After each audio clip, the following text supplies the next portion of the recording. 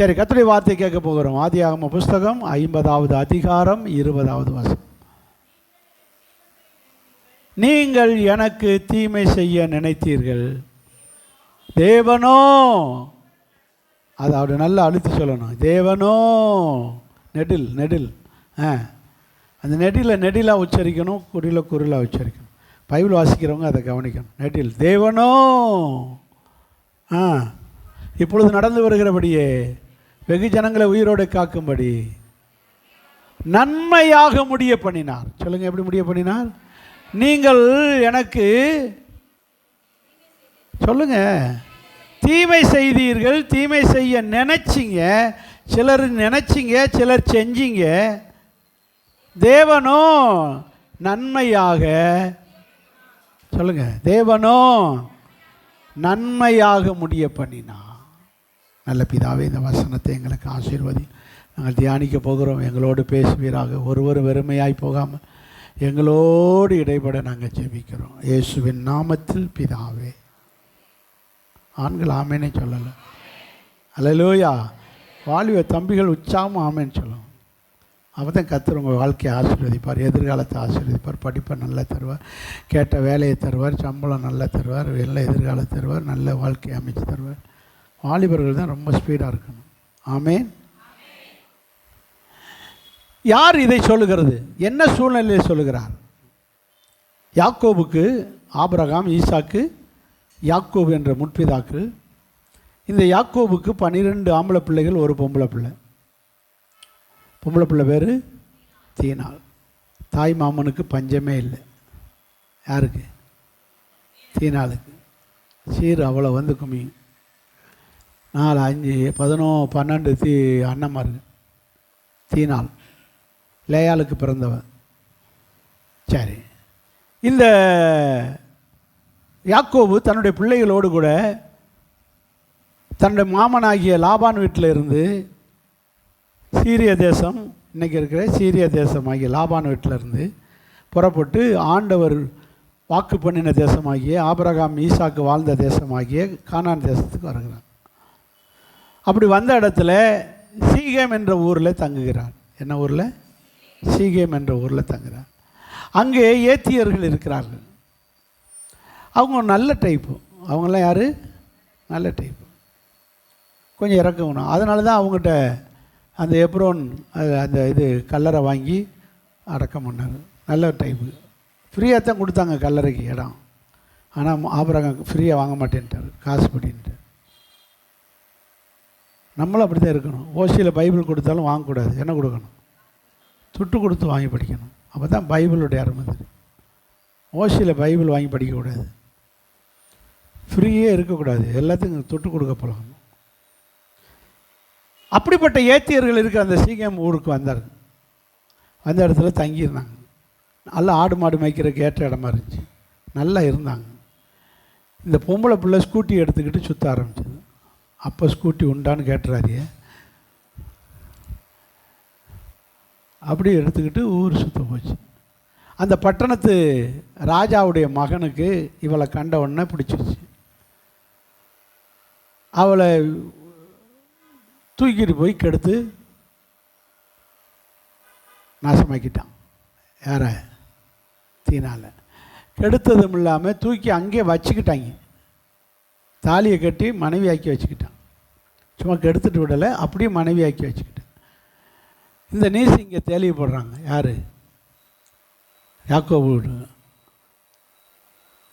கோபம் பொத்துக்கிட்டு வருது. அவருடைய அண்ணன்மார் 2 பேர் கோபக்கார போயில், சிமியோன், லேவி, அருவாளை எடுத்துட்டானுங்க. அப்போ அந்த ஊருக்காரங்க சொல்லுவாங்க, அந்த யார்? அந்த ஊருக்காரங்க சொல்லுவாங்க, ஏதோ என் பையன் தப்பு பண்ணிட்டான், நாங்கள் முறைப்படி உங்கள் பையனை என்ன செஞ்சுக்கிறோம், கட்டி வச்சுக்கிறோம். அதுக்கு பெரிய பெரிய கதை.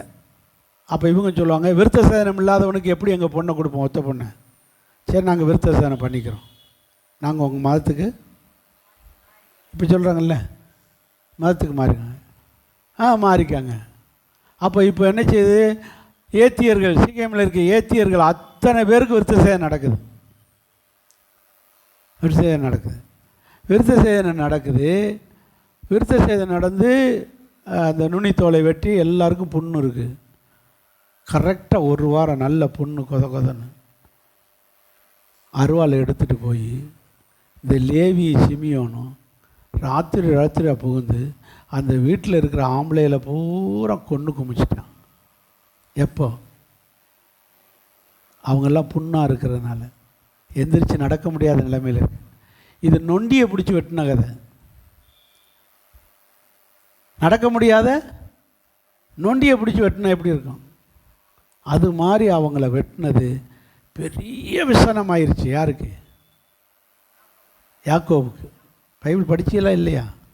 நான் தாங்க படித்து நானே கதை சொல்லித்தரேன், நீங்கள் ஆமாம் மட்டும் போடுங்கண்ணே. பெரிய விசனமாயிருச்சு.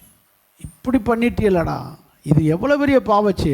அவங்க நம்ம மதத்துக்கு மாறுறேன்னு மாறி நம்மளை மாதிரி விருத்த சேதனம் பண்ணி நம்மளை எவ்வளவு இதாக இருக்கிறாங்க. அவங்கள போய் வெட்டலாமாடா இந்த நிலைமையில்? என்ன நான் நல்ல வீரனாக இருந்தால் அவங்கள ஒரு அருவாளை கொடுத்துட்டு நீ ஆடிடா. இப்படி என் பேரை கெடுத்துட்டியலே, என் வாசனையை கெடுத்துட்டியலே. இப்படி ஒரு அப்பாவிகளை கத்தருக்காக விருத்த சேதனம் பண்ணி வந்தவனுங்களை பிடிச்சி வெட்டி விட்டியடா.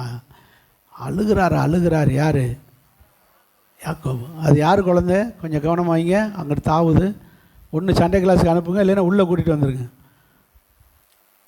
யாக்கோபு ரொம்ப வேதனைப்படுறார்.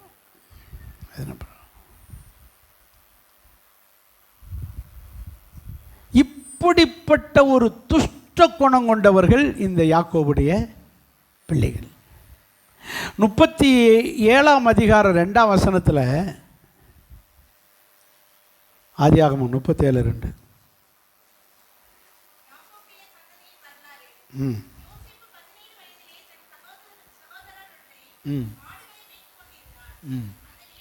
கீழே வாங்க, கடைசி வரி. அவருடைய துன்மார்க்கத்தை தகப்பனுக்கு சொல்லி வருவான். சொல்லுங்க, அவருடைய துன்மார்க்கத்தை தகப்பனுக்கு சொல்லி வருவான். நல்லா கவனிச்சுக்கோங்க. அப்படின்னா அண்ணமாரு ஒரு நல்ல கிறிஸ்தவ தகப்பனாக இருக்கிற யாக்கோவுக்கு பிறந்திருந்தாலும்,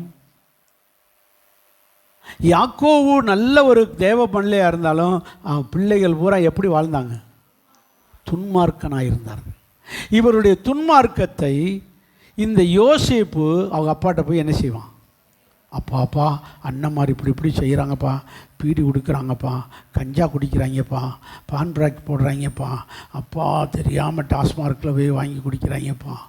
அவன் எல்லா துன்மார்க்கத்தையும் அப்பாவுக்கு என்ன செய்வான்? ஏன்னா இவன் கண்டிக்க முடியாது, இவன் சின்ன பையன், லேட்டாக பிறந்தவன். அண்ணமாருடைய துன்மார்க்கத்தை தகப்பனுக்கு சொல்லி தகப்பனை வைத்து கண்டிக்க வைப்பான். இவன் கடவுளுக்கு பயந்தவன். யார்? யோசேப்பு. அதனாலே அண்ணமார் செய்கிற துன்மார்க்கத்தை தப்பிதங்களை தன் தகப்பனுக்கு என்ன செய்வானா? சொல்லுவான். தகப்பனுக்கு சொல்லுவான். தகப்பன் கூப்பிட்டு கண்டிப்பார். டேய், என்னடா இந்த சர்ச்சுக்கிட்ட ஒரு டாஸ்மார்க் இருக்கு, அங்கே போனியா? இல்லைப்பா, நான் சர்ச்சுக்கு தாப்பா போயிட்டு வந்தேன். இல்லை, நீ அந்த வாசலுக்கும் போனேன். கண்டிப்பாக. இப்படி தப்பிதங்களுடைய, இதுக்கு கோழி சொல்கிறன்னு பேர் வச்சாலும் பரவாயில்ல, தப்பிதங்களை திருத்துவதற்காக சொல்லுவதுக்கு கோழி சொல்கிற லிஸ்ட்டில் சேர்க்கவே கூடாது. ஒருவனுடைய தப்பை திருத்துகிறதுக்கு தன்னால் முடியலைனாலும் யாரை வச்சாவது திருத்தணும்னு எடுக்கிற ஸ்டெப்பை கோழி சொல்கிற லிஸ்ட்டில் சேர்க்கவே. ஆமேன்னு சொல்லுங்கள். நீங்கள் உங்கள் பிள்ளைகள் தப்பு செஞ்சால் ஒன்று நீங்கள் கண்டித்து, பொம்பளைகள் அம்மாமார்கள் கண்டித்து பிள்ளைகளை திருத்தணும். திருத்த முடியலையா உங்கள் வீட்டுக்கார்ட்டையா சொல்லி அதை ஒன்றே செய்யணும். நீங்கள் மூடி மறைச்சின்னா நீங்கள் ஒரு துரோகி. உங்கள் பிள்ளைகளை கண்டிக்க நீங்கள் கண்டித்து திருத்தணும், இல்லைன்னா கண்டிக்கிற நபர்கிட்ட சொல்லணும். இதை கோழி சொல்கிற லிஸ்ட்டில் சேர்க்கவே கூடாது. அப்படி இவங்க குடும்பத்தில் இவன் போய் சொல்லி தகப்பன்ட்ட சொல்லி நம்மளை மாட்டி விட இவங்களுக்கு பூரா யோசேப்பு மேலே என்ன வந்துருச்சு? கோபம், எரிச்சல், பகைத்தார்கள்ன்றே இருக்கு. வசனம் எப்படி சொல்லுது? அடுத்த வசனம், 4ஆம் வசனம்.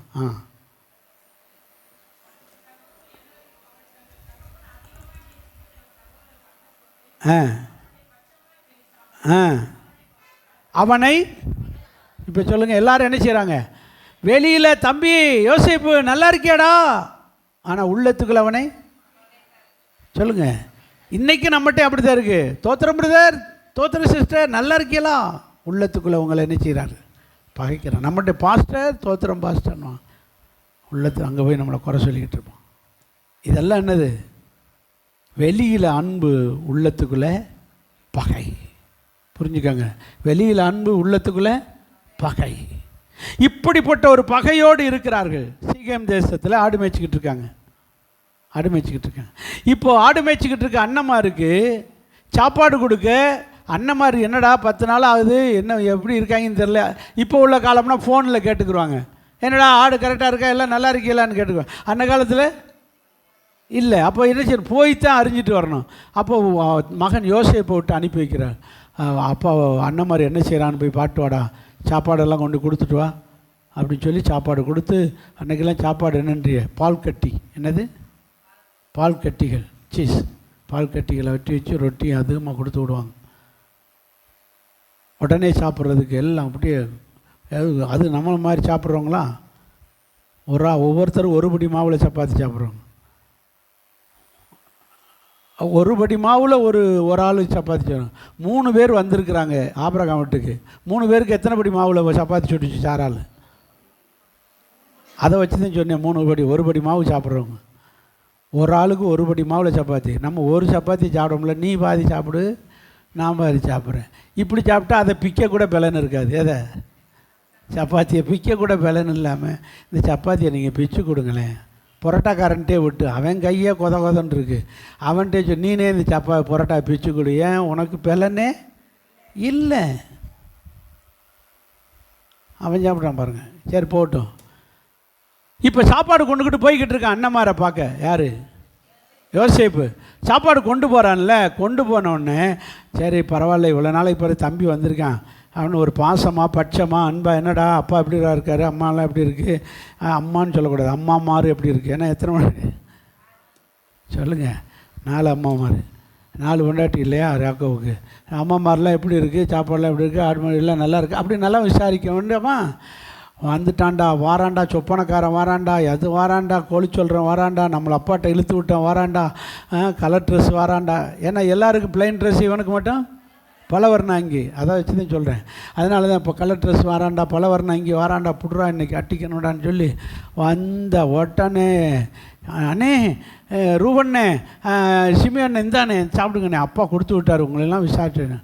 வாங்கிக்கிட்டு இந்த கையில் சாப்பாடை வாங்கிட்டு இந்த கையில் அட்டிக்கிறானு, சப்புன்னு அடிக்கிறான். ஏன்னா என்ன அடிக்கிறிய, என்னடா நீ இழுத்து விட்டையில் அப்பாட்ட போய் அட்டி நொறுக்கி மிதிச்சு, ஒருத்தன் அட்டிக்கிறான், ஒருத்தன் மிதிக்கிறான், ஒருத்தன் அடிச்சு, ஐயோ அம்மா நான் போகிறேன் அப்பாட்ட. எங்கே போக நீ உயிரோட, எப்படி போவேன்னு பார்ப்போம். அடித்து அப்படியே மயங்கி கழுத்துலேயே மிதித்து அடித்து குற்றுயிராக்கி, இன்னும் கொஞ்சம் தண்ணியாவது கொடுங்கண்ணே, தண்ணியாவது கிண்ணியாது காலில் எத்தி அப்படியே காலுக்கிட்டே மிதித்து கொண்டு வந்து எதுக்குள்ள தள்ளி விட்டாங்க. குழியில் கிடக்கான், குழிக்கில் கிடந்து முனைங்கிட்டே கிடக்கான்.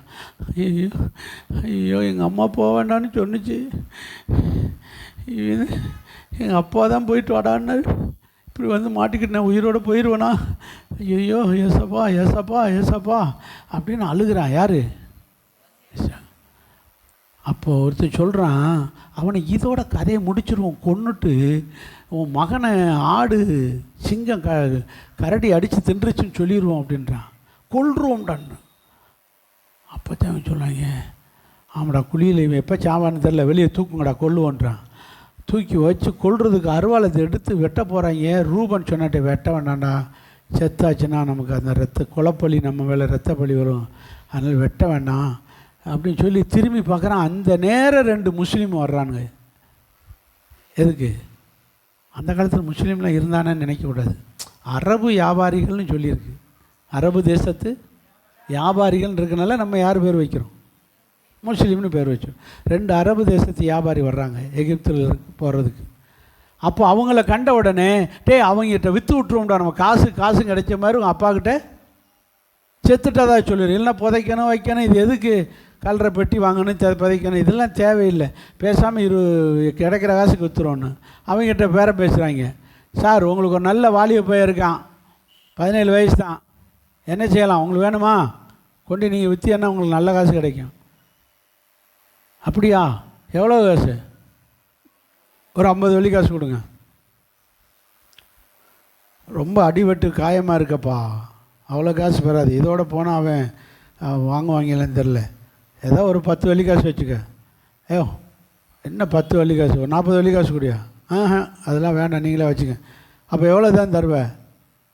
15 வெள்ளி காசு தரேன். யார் சொல்கிறா? அரபு வியாபாரிகள். இல்லை, உனக்கு வேண்டாம், எனக்கு 30 வெள்ளி காசு வச்சுக்க. No no no no no என்ன கடைசியாக தரேன், 20 வெள்ளி காசுனா கூட இல்லைன்னா உன் தம்பியை நீங்களே வச்சுக்கோங்க. சரி, 20 வெள்ளி காசுக்கு விற்றாச்சு. அவங்க வாங்கி கொண்டு போய் 40 வெள்ளி காசுக்கு விற்றுட்டாங்க. யார்கிட்ட? எகிப்து தேசத்தில் மந்திரியாக இருக்கிற பார்வோனுடைய அரண்மனையில் மந்திரியாக இருக்கிற போத்திபார்ட்டு 40 வெள்ளி காசு. இப்போ 40 வெள்ளி காசுக்கு விலைக்கு வாங்கிட்டு வந்திருக்கு. யாரை? யோசேப்பு. அங்கே இருக்கான். இப்படி தன் சகோதரர்களாலே அடித்து கொல்றதுக்கு சமமாக கொண்டு போய் விற்றுட்டாங்க. அவனுடைய இரத்த காயங்களை எல்லாம் அவன் சட்டையை கலட்டி அந்த இரத்தத்தை எல்லாம் இவனுடைய சட்டையில் தடவி அப்படியே கொண்டு போய் அவங்க அப்பாட்ட கொடுத்துட்டாங்க. உன் மகனை கரடி சிங்கம் கடித்து என்ன செஞ்சிருச்சு? தின்னுடுச்சு. அவன் சட்டையை தான் பார்த்தோம் நாங்கள். இந்த அருக்கு பார் ரத்தக்கரை. ஐயோ, என் பிள்ளை செத்துட்டானா? அழுகிறார் யாக்கோபு. இப்போ யோசேப்பு எகிப்தில் போய் யோசேப்பு அங்கே பார்வோன் வீட்டில் இருந்து ஜெயிலுக்கு போய் அப்படியே உயர்த்தப்பட்டு இன்னைக்கு ராஜாவுக்கு அடுத்த இடத்துல இருக்கார். ராஜாவே எகிப்திய ராஜாவுக்கு பேர் என்ன? பரவாயில்லையே, கதை நல்லா இருக்கு. அல்லையா? சொல்லுங்க பார்க்கலாம். பார்வோன். பார்வோனுக்கு அடுத்த இடத்துல இருக்க பார்வோனே இந்த யோசேப்பு சொல்கிறத கேட்கணும். இவர் சொல்கிறதான் கேட்பார்.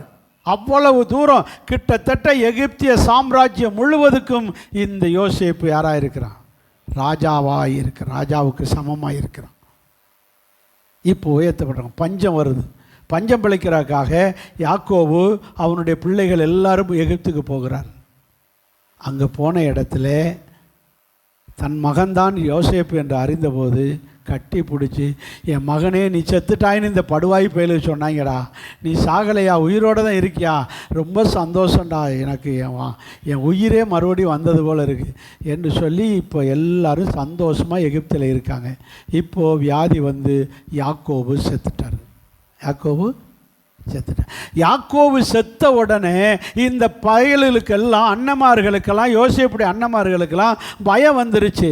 நம்ம அடித்ததையெல்லாம் மனசில் வச்சு இவன் நம்மளை பழி வாங்கிடுவானோன்னு பயம் வந்து இப்போ உளர்றானுங்க. என்ன சொல்லி உளர்றானுங்க? 16ஆம் வசனத்தில் 50:16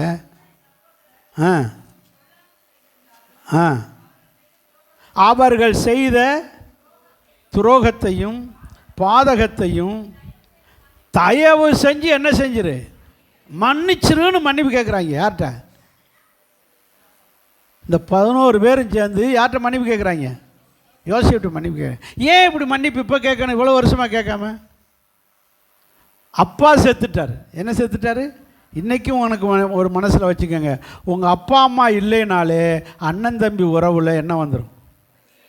பிரிவினை வந்துடும், விரிசல் வந்துடும். அது வரைக்கும் தான் அண்ணே, எங்கள் தம்பி, எங்கள் அண்ணன், எங்கள் அக்கா, எங்கள் தங்கச்சி. அப்பா அம்மா இல்லைன்னா அது கிடக்குது அந்த போகுதில். அதே என் கூட பிறந்தது. அப்பா அம்மா இல்லைனாலே உறவில் என்ன வருது? விரிசல் வந்துடுது, பிரிவினை வர ஆரம்பிக்குது. அந்த பயம் வந்துருச்சு. நம்ம செஞ்ச துரோகத்துக்கு, நம்ம அடித்ததுக்கு பழி வாங்கிடுவானோன்ற பயம் வந்து, ஐயா சாமி, நாங்கள் செஞ்ச சொல்லுங்க துரோகத்தையும் பாதகத்தையும் மன்னிச்சிரு. இங்கே என்ன எடுத்து சொல்றாரு 20ஆம் வசனத்தில்?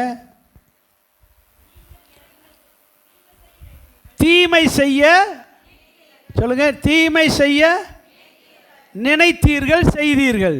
செய்தது தீமை, செய்ய நினைச்சது சொல்லுங்க தீமை.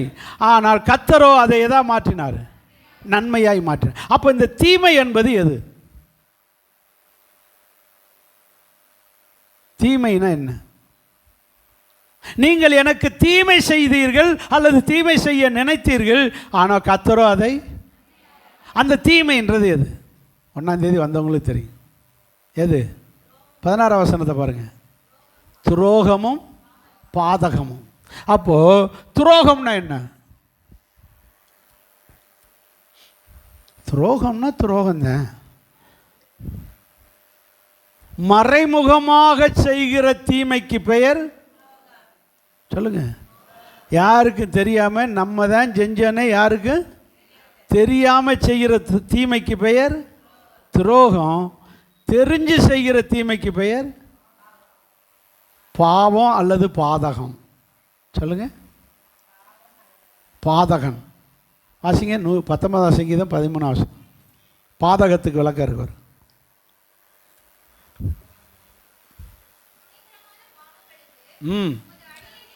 துணிகரமான தெரிஞ்சே செய்கிற பாவம், அதுக்கு பெயர் கடைசி வரியில் பெரும் பாதகத்துக்கு. அது இப்போ துணிகரமாக செய்கிற பாவம் தான், தெரிஞ்சு செய்கிற பாவம் தான் பாதகம். என்ன பாதகம்? பெரும் பாதகம். பெரிய பாவம் தெரிஞ்சு செய்கிற பாவத்துக்கு பேர் பெரும் பாதகம். பாதகம். அப்போ என்ன சொல்கிறாரு? இந்த தெரிஞ்சு செய்த தீமைகள், தெரியாமல் செய்த தீமைகள், துரோகம், பாதகம், இதை எங்களுக்கு மன்னித்தரலாம். இப்படி எனக்கு தீமை செய்தீர்கள். சில காரியங்களை தெரியாமல் செஞ்சீங்க, சில காரியத்தை தெரிஞ்சே செஞ்சீங்க. ஆனால் தேவனோ ரெண்டையும், இன்னைக்கும் உங்களுக்கு அப்படி இருக்கா? சிலர் உங்களுக்கு தெரியாமல் தீமை செய்யலாம், அது உங்களுக்கு தெரியாமல் இருக்கலாம். ஆனால் அதையும் கர்த்தர் யாராக மாற்றுவார். சிலர் தெரிஞ்சே உங்களுக்கு தீமை செய்வாங்க. என்ன செஞ்சிருவேன்னு தெரிஞ்சே உங்களுக்கு தீமை செய்வார்கள், தெரிஞ்சே உங்களுக்கு செய்வார்கள். அதையும் கர்த்தர் நன்மையாக மாற்றுவார். அல்லேலூயா. எத்தனை பேர் விசுவாசிக்கிறீங்க? யார் என்ன தீமை செய்தாலும், யார் உங்களுக்கு விரோதமாய் செயல்பட்டாலும், கர்த்தர் அதை நன்மையாக சொல்லுங்க. இப்போ யோசேப்பினுடைய சகோதரர்கள் மறைமுகமாக செய்த தீமை எது? நேரடியாக செஞ்ச தீமை எது? சகோதரர்கள் செஞ்சது. சகோதரர்கள் செஞ்சது பாருங்க. யார் அடித்தோம்னே தெரியாத அளவுக்கு அடித்து குற்றுயிராக்கி தகப்பன்ட்ட வந்து சொல்கிறாங்க, சிங்கம் அடிச்சிருச்சு, கரடி அடிச்சிருச்சு.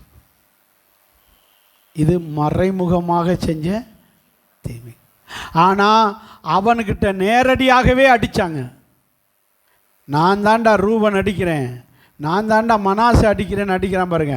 அப்போது நேரடியாக செய்த தீமைக்கு பெயர் பாதகம். பாதகம். ஆனால் கர்த்தர் அதையும் கூட எதா மாற்றினார்? எப்படி மாற்றுறாரு? இந்த இடத்துல அவங்க கொல்லணும்னே முடிவு எடுத்துட்டாங்க. கொல்லணும்னு நினச்சிருக்கிற நேரத்தில் யாரை கொண்டு வர்றாரு? 2 வியாபாரிகள் அந்த இடத்துல கொண்டு வர. இதுபோல் உங்களுக்கு தீமை செய்ய நினைப்பார்கள். அந்த நேரம் உங்களை காப்பாற்ற ஒரு போலீஸை அனுப்பி வைப்பார், ஒரு சொந்தத்தை அனுப்பி வைப்பார், அந்த நேரம் ஒரு நபரை அனுப்பி வைப்பார். உங்களை யாராவது ஒருத்தர் வந்து காப்பாற்ற வைப்பார். அல்லேலூயா. டாக்டரால முடியாது, ஆனால் கர்த்தர் அற்புதமாய் செய்வார். ஒரு சாதாரண மருந்து, சாதாரண ஒரு நாட்டு வைத்தியத்தில் சுகமாக்கி விட்டுருவார். உங்களை எப்படியும் வாழ வச்சு அழகு பார்ப்பார் ஒழிய உங்களை அழிக்க விடவே மாட்டார். உங்களுக்கு தட்டி கேட்க ஆள் இல்லை, ஒருத்தரும் இல்லை நினைக்காதீங்க. என் இயேசு இருக்கிறார். என் இயேசு யாரை கொண்டாகிலும் உங்களை காப்பாற்றுவார். உங்களை அழிய விட மாட்டார், யாரையும் தொட விட மாட்டார். தீமையை நன்மையாக. இதைத்தான் ஏசப்பா சொன்னார். ரோமருக்கு எழுதின நிருபத்தில் அப்போஸ்தலனாகிய பவுல் சொல்லுகிறார். 8ஆம் அதிகாரம், ரோமருக்கு எழுதின நிருபம் 8ஆம் அதிகாரம் 26ஆம் வசனம், 26 28. கர்த்தரிடத்தில் அன்பு கூறுகிறவர்களுக்கு 28 வாசிங்க. ஆனால் தேவனிடத்தில் அன்பு கூறுகிறவர்களுக்கு, சொல்லுங்க, தேவனிடத்தில் வாசிக்கிறீங்களா இல்லையா? எல்லாம் கவனிக்கிறீங்களா இல்லையா? தேவனிடத்தில் அன்பு இருக்கா? அன்பு இருந்தவர் அல்ல இல்லையா? சொல்லுங்க, உண்மையாக நேசிக்கிறீங்களா? நேசிக்கிறவர்களை என்ன நடந்தாலும் சரி, கர்த்தர் உங்களை நன்மையாக முடிச்சு கொடுப்பாரு.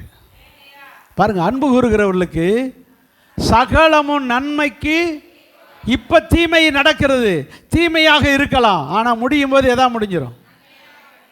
இப்போ உங்களுக்கு தீமை நடக்கலாம், ஆனால் முடியும் போது நன்மையாக முடியும். கர்த்தரிடத்தில் அன்பு கூறுகிறவர்களுக்கு சகலமும், கவலைப்படாதீங்க, கர்த்தர் நன்மையாய் முடிய பண்ணுவா. அல்லேலூயா, அல்லேலூயா. நீங்கள் உண்மையாய் ஆண்டவரை நேசிக்கிறவர்களாக இருந்தால் எல்லாம் நன்மையாக முடிஞ்சிடும். இந்த யோசேப்பு உண்மையாய் கர்த்தரை நேசித்து கர்த்தருக்கு பயந்து வாழ்ந்தார். அதனாலே சகோதரர்கள் கொல்லணும்னு நினச்சா கூட கொல்ல விடாமல் காப்பாற்றி விட்டார். அல்லேலூயா. சரி, இப்போ எங்கே போயிட்டார் யோசேப்பு? பார்வோனுடைய வீட்டுக்கு போயிருக்காரு. எங்கே போயிருக்காரு? பார்வோனுடைய வீட்டில். பார்வோன் இல்லை, பார்வோனுடைய மந்திரியாக இருக்கிற போத்திபாருடைய வீட்டில் இருக்கார். சரி, அந்த வீட்டுக்கு போனார்ல, அங்கே என்ன நடந்துச்சு? 39 அதிகாரம் 5ஆம் வசனம்.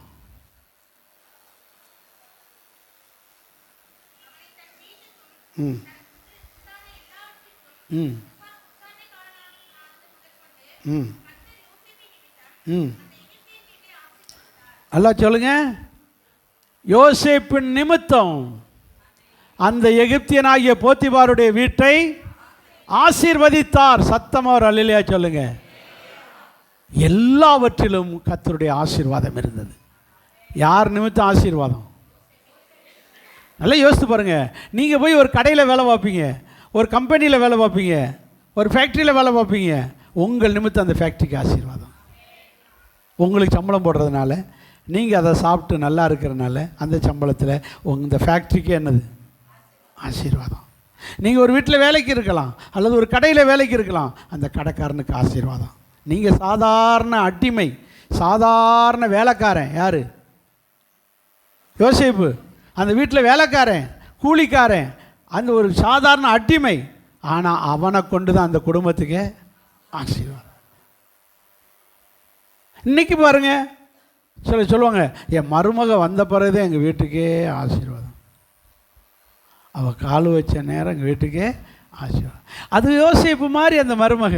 அவள் வந்த உடனே சில பிள்ளைகளை சொல்லுவாங்க, இவன் பிறந்த பிறகுதான் வீட்டுக்கே ஆசீர்வாதம். என்னை சொல்லுவாங்க, இவன் பிறந்த பிறகுதான் வீட்டுக்கே தருத்துறணும்.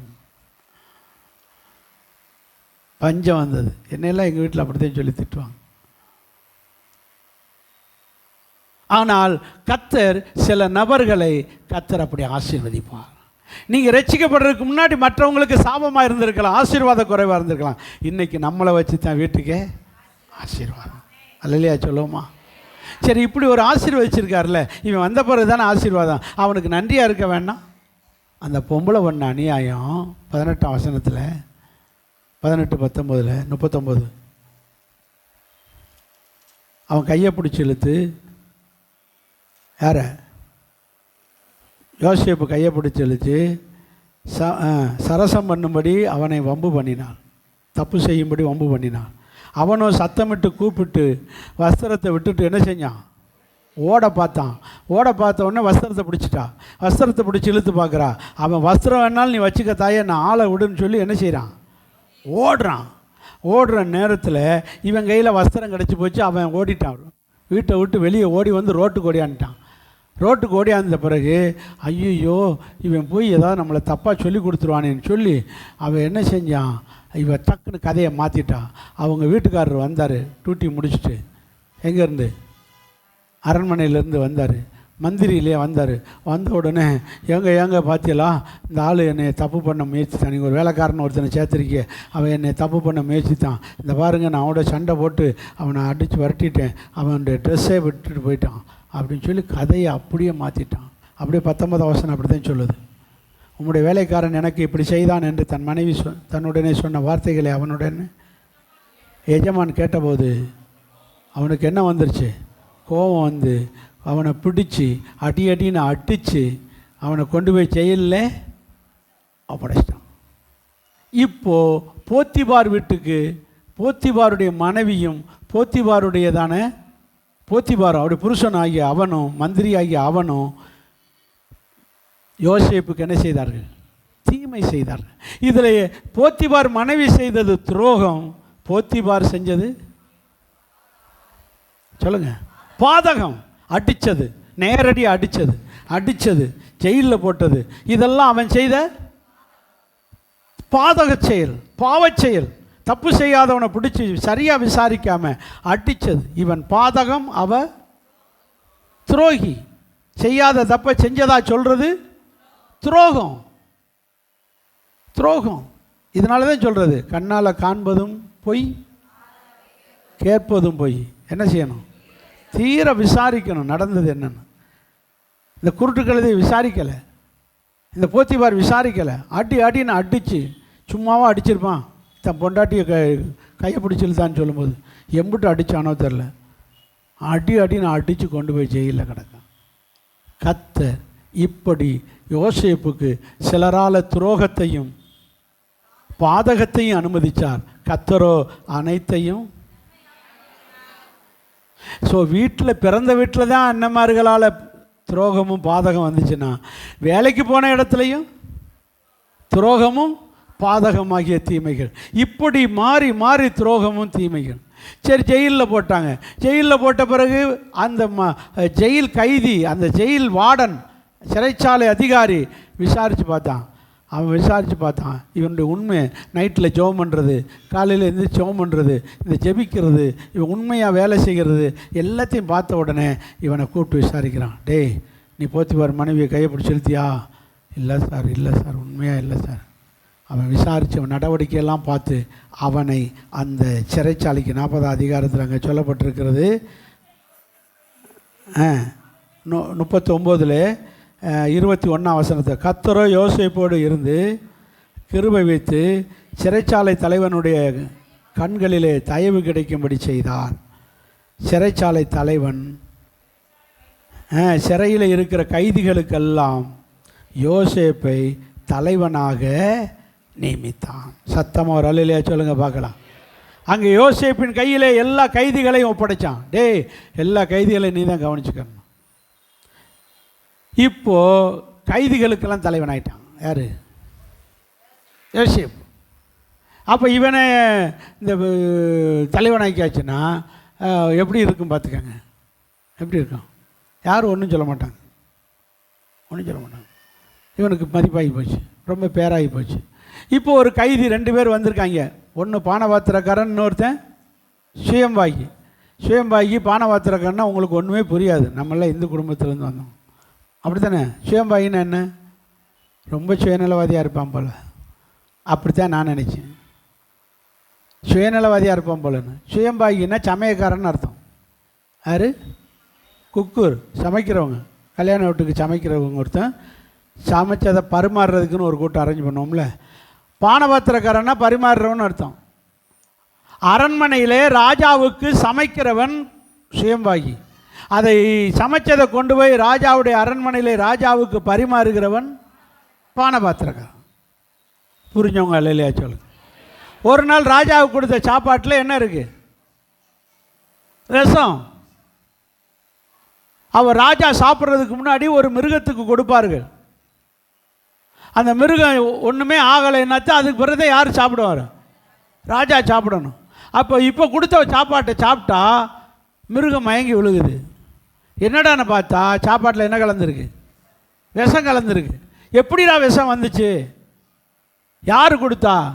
2 பேரையும் கூப்பிடு, சமயக்காரனையும் பரிமாறுகிற பானபாத்திரக்கிற சுயம்பாகி 2 பேரையும் கூப்பிடுன்னு. அவன்கிட்ட கேட்டால், ஐயா நான் கரெக்டாக தான் எப்போதும் போல் சமைச்சு கொடுத்து விட்டேன், நான் ஒன்றுமே கலக்கலைன்றான். இவன்கிட்ட கேட்டால், ஐயா அவன் கொடுத்ததை தான் நான் பரிமாறினேன், அவன் என்ன கொடுத்தான்றது எனக்கே தெரியாதுன்னு பானபாத்திரக்காரன் 2 பேரையும் 4 இழுப்பு சாட்டை எடுத்து மிதிச்சாலும் ஒருத்தனை உண்மை சொல்ல. 2 பேரையும் தூக்கி எங்கே போட்டுருக்கு? ஜெயிலில் போட இப்போதைக்கு, அப்புறம் பார்த்துக்கிறேன்னு விசாரித்து அப்புறம் பார்த்துக்கிறேன். இப்போ 2 பேரும் உள்ளே கிடக்கான். டேய், உண்மையை நீ ஒத்துக்கிறோண்டே, நீ தானடா கொண்டு கொடுத்த, நான் கரெக்டாக தான்டா சமைச்சேன். 2 பேரும் அடிச்சு கிடைக்கேன் எங்கே ஜெயிலுக்குள்ள, நான் கரெக்டாக தான்டா சமைச்சு கொடுத்தேன். உண்மையை சொன்ன சொப்பனத்தில் காட்டி கொடுத்துட்டார் கர்த்தர். யாருக்கு? அப்படியே காட்டி கொடுத்துட்டாரு. காட்டி கொடுத்த பிறகு அங்கே எல்லாம் விஷயம் தெரிஞ்சு விசாரித்து பார்த்தா சமயக்காரன் சாப்பாட்டில் என்ன கலந்துருக்கான்? விஷத்தை கலந்துருக்கான். இதை அப்படியே கொண்டு போய் பரிமாறினது பானபாத்திரக்காரன். அவன் மேலே எந்த தப்புமே. இப்போ பானபாத்திரக்காரன்ட்ட இவன் யோசேப்பு சொல்கிறான், டே சொப்பனம் உனக்கு ஃபேவராக இருக்குடா, நீ ஒரு 3 நாளில் உன் கேஸ் விசாரணைக்கு வருது. எத்தனை நாளில்? 3 நாளில் உன் கேஸ் விசாரணைக்கு வருது. நீதிபதி விசாரிப்பார், ராஜா விசாரிப்பார். உனக்கு கண்டிப்பாக என்ன கிடச்சிரும்? விடுதலை கிடச்சிரும். மறுபடியும் எந்த போஸ்டிங்கில் அப்பாயின்ட் பண்ணிடுவார். பானபாத்திர டியூட்டி உனக்கு கிடச்சிரும். ராஜா கிட்ட நெருக்கமாக இருக்க அவர்கிட்ட ஒரு டம்ளர் ஜூஸ் கொடுக்கும்போதாவது என்னை நினைச்சு சொல்லிடுறான், நானும் நிரபராதிடா, உன்ன மாதிரி ஒரு தப்பும் பண்ணாமல் அந்த உள்ள தண்டனை அனுப்பிச்சிருக்கேன், என்னை எப்படியாவது கொஞ்சம் ஹெல்ப் பண்ணி காப்பாற்றி விட்றான்னு சொல்லி அனுப்புகிறான். யார்? யோசேப்பு. அந்த துரோகி யார்? வாசிங்க 40 அதிகார கடைசி வசனம். இல்லை 22 வாசிங்க. சுயம்பாகி தலைவனையோ தூக்கில் போட்டு கொண்டுட்டாங்க, பானபாத்திரக்காரனைக்கோ திரும்பவும் வேலை கொடுத்துட்டாங்க. 21 வசனத்தில் பார்வோன் கையில் திரும்பவும் பாத்திரத்தை கொடுத்து திரும்ப டூட்டி பானபாத்திரக்காரனுக்கு உத்தியோகத்தை திரும்ப மறுபடியும் வச்சுட்டான். 22 வசனத்தில் சுயமாகிய தூக்கில் போட்டாச்சு. ஆனால் பானபாத்திரக்காரன் டியூட்டி கிடச்சி மறுபடியும் நல்ல நிலைமைக்கு உயர்த்தப்பட்டாலும் 23 வசனத்தில் பானபாத்திரக்காரன் தலைவன் யோசேப்பை நினைக்காமல் இதான் என்ன பழகுனாலும் ஒரு நன்றியே இல்லாத எம்புட்டு உதவி செய்யுங்க. அந்த நேரம் தான் அண்ணே அக்கா ஓ அந்த நேரம் தான் பழகிறது. அதுக்கு பிறகு அவங்கள நினச்சி கூட பார்க்குற கிடையாது. அவங்களுக்கு அப்படிலாம் உதவி செஞ்சாங்களே, அவங்களுக்கு ஒரு கஷ்டப்பட்டுக்கிட்டு இருக்காங்களே, அவங்களுக்கு போய் ஒரு 50 ரூபாய்க்கு ஒரு பழம் வாங்கி கொடுத்துட்டு வந்துடுவோம், ஒரு இது வாங்கி கொடுப்போம், ஏதாவது ஒன்று செஞ்சுட்டு வருவோம், ஒரு ஏதாவது ஒன்று பார்த்துட்டு வருவோம், சோமெல்லாம் படுத்து கிடக்காங்களே. நன்றி கட்ட உலகம், நன்றி கட்ட ஜென்மங்கள் இருக்கும் வரைக்கும் மீதி நீங்கள் தான் நிரப்பணும். எப்படி உருப்போடு வருது? இதுக்கு பெயர் தான் துரோகம். எது? எப்படிப்பட்ட துரோகிகளை சந்திச்சுக்கிட்டு வராரு பாருங்க. யாரு? இந்த யோசேப்பு. எவ்வளவு ஆசீர்வாதம், உண்மையாக உழைச்சி அந்த குடும்பத்தையே நல்ல நிலைமை கொண்டு வந்திருக்காரு. போத்திபார் விட்ட அவனும் துரோகம் பண்ணுறான், அங்கேயும் துரோகமும் பாதகம் பண்ணுறாங்க. வாழ்க்கையில் அண்ணமார்களுக்கு சாப்பாடு கொடுத்து பாவம் 10 நாளை வீட்டுக்கு வராமல் கிடக்கானுங்களே, சாப்பாடு கொடுத்து அண்ணமாரை விசாரிக்க போனால் அவங்களும் துரோகம் பண்ணுறான், பாதகம் பண்ணுறான். இப்படி துரோகமும் பாதகமும் தீமைகளை வந்து அவரை சேர்ந்தது. அத்தனை தீமைகளையும் கர்த்தரோ ஆமேன் ஆமேன் 3 வருஷமாக ஓசியில் சோறு போட்டு 3.5 வருஷமாக வளர்த்து அவனுக்கு வேண்டியதெல்லாம் செஞ்சு கொடுத்து பணத்தை பூரா அவங்க கையில் வச்சு பத்திரமா வச்சுக்கடா, நீ பேங்க் மாதிரி எனக்கு ஏடிஎம் மிஷின் மாதிரி. யார்? யூதாஸு. அப்படி பணத்தை வந்த காணிக்கை பூரா நமக்கு மாதிரி சில்லறை காசாக காணிக்க வந்திருக்கோம். 5 ரூபா 10 ரூபா 10 ரூபா 20 ரூபாய் காணிக்க வந்திருக்கோம். எம்புட்டு கட்டாக ஏசப்பா கொடுத்தாங்களோ தெரியாது. மந்திரிமாருடைய பொண்டாட்டி தான் விசுவாசிகள். யாருக்கு சொல்லுங்க? அம்புட்டு எம்புட்டு கொடுத்தாங்களோ அம்புட்டு பணத்தையும் வச்சிருக்கியே, ஒரு 30 வெள்ளிக்காசுக்கு ஆசைப்பட்டு இந்த இயேசுநாதரை காட்டி கொடுத்தியே. இதுக்கு பெயர் தான் துரோகம். இதுக்கு பெயர் தான் துரோகி. துரோகி துரோகி. நிறைய நேரம் இருக்குது, சொல்ல நேரம் இல்லை, அதுக்குள்ள 10 ஆகி போச்சு. கம்மியான நேரம் இருக்குது. ரொம்ப கவலையாக இருக்குது. ஆக்சுவலி பண விஷயத்தில் ரொம்ப கணக்கு வைக்கிற விவரமானவன் யாருன்னா மத்தேயு தான். மத்தேயுடைய பழைய பேர் என்ன சொல்லுங்கள்? அதெல்லாம் தெரிஞ்ச எதுக்கு உங்கள் சபையில் இருக்குன்றல. மத்தேயுடைய பழைய பேர் ஆயக்காரன்ற டியூட்டியில் பேரை கேட்டேன். அவன் வேலை பார்த்த டியூட்டிக்கு தான் ஆயக்காரன். ஆயக்காரனா வரி வசூலிக்கிறான். பேர்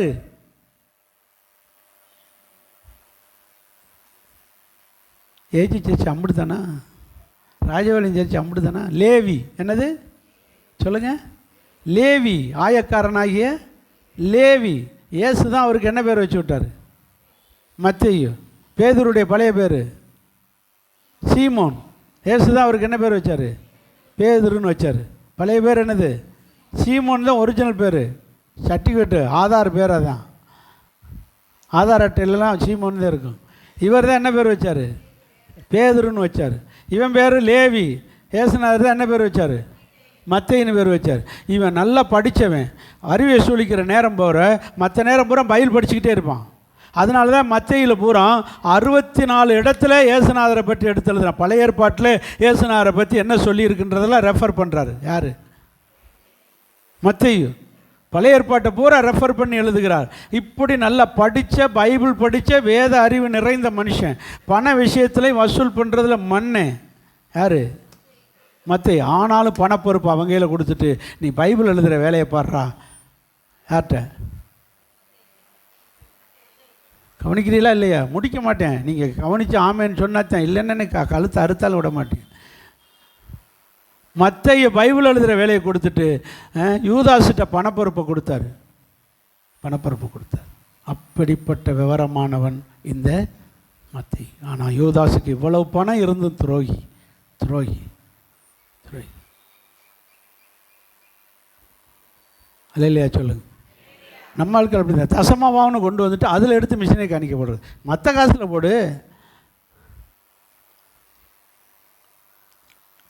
துரோகி. நான் சொல்ல புரியுதா? பிச்சை கொடுக்குறாராம். பிச்சை எடுக்கிறது உன் காசை கொடு. ஏசுநாதர் காசுலேயே 10 தசமாவத்தை எடுத்து பிச்சை போட சொல்லியிருக்காரு. புரியுதா? இருந்து புரியும். அதெல்லாம் புரியும். அப்படி தானே செய்கிறோன்னா. ஆக நாம் பாருங்க, எவ்வளோ காசு கை நிறைய இருக்குது. காட்டி கொடுக்கறதுல குறியாக இருக்கு. அவன் போட்ட கணக்கு தப்பாகி போச்சு. அவன் என்ன நினச்சனா, காட்டி கொடுத்தா காசுக்கு 30 காசு கிடைச்சிடும், அவர் எப்படியும் தப்பிச்சிடுவார் ஆண்டவர் அப்படின்னு அவன் தப்பாக கணக்கு போட்டார். இப்படி மாட்டிக்கிறான்னு தெரியல. அவன் போட்ட தூண்டில் வேற, மாட்டினது அவனுக்கே மாட்டிடுச்சு. இதான் மேட்ரு. நம்ம தப்பிச்சிடணும். வருகை சமீபம், ஆண்டவர் மிக சமீபம். இப்போ ஒன்றும் இயேசு வரமாட்டாரே அப்படின்னு அசால்ட்டாக இருக்காதீங்க. கவனமாக இருங்க, விழிப்பாக இருங்க. ஆண்டோடைய வருகை மிக சமீபம். கர்த்தர் நம்மை ஆசீர்வதிப்பாராக.